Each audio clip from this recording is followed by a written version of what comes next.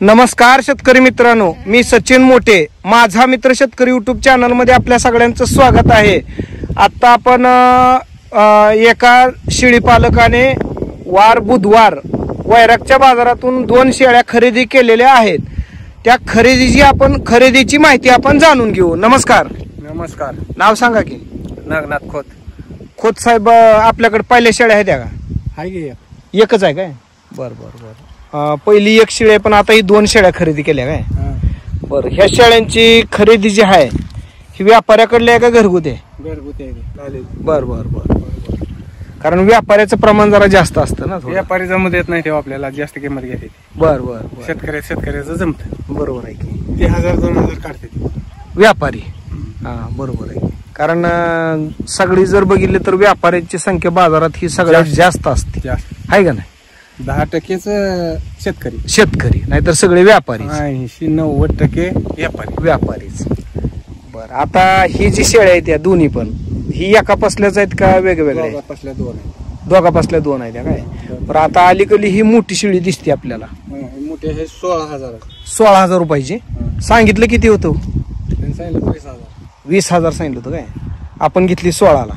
बरं, आता ही 16ला घेतलेली गाभण वेलेली ह्याच्या बाबत म्हणून दिले त्यांना, आता हाय का नाही काय माहित आहे, म्हणजे गाभण म्हणून दिली।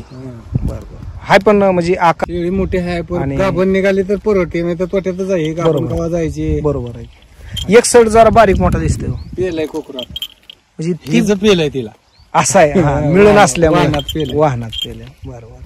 आणि आता ही पलीकडली बारकी जी शेळी आहे ही जी खरेदी 18,000। बर बर। ही 2 पिली महाग, 2 पिली काय पाठ बोकडा दोन्ही पाठी त्या? किती महिन्याच्या असतील? 2 महिन्याच्या। शेळी पण सडाला ही चांगली आहे का नाही? एक 18,000 आणि एक 16,000, बरोबर आहे? रुपये कमी नाही, दलाली नाही काय नाही, म्हणजे 34,000च्या शेळ्या झाल्या आपल्या, बरोबर आहे? 2 शेळ्या आणि 2 पिले आली। आता ही गाभण असर वेल्यावर काय पिले होतील ती होतील, पण शेळी चांगली मोठी आहे होई। शेळी मोठी आहे, पण ही गाभण असली तर फायद्यात आहे, बरोबर नाही तर तोट्यात आहे। हा, गाभण जायची पुन्हा यायची, खरंय की। तरी आपलं सांभाळणं कसं असतंय हो रोजचं? बांधून असे चारा टाकायचं, बांधूनच। बर, बांधून चारा टाकायचं म्हणल्यावर बंदिस्तच म्हणायचं थोडक्यात, बरं आहे की? आपल्याला सवड मिळाली तर घडीभर फिरवून आणायची, हा, नाहीतर उद्या जाऊन मधनं चाकळा आणायचं, धानातला इस काटायचं आणि आपलं काम बघायचं। बरोबर। म्हणजे ह्याच्यासाठी काय वैरण नाही सेपरेट? नाही ना, काय बी टाकलायचं तुम्ही, जे आपल्याकडे आहे ते टाकायचं। ठीक आहे, छान आहे, आम्हाला माहिती दिली, धन्यवाद।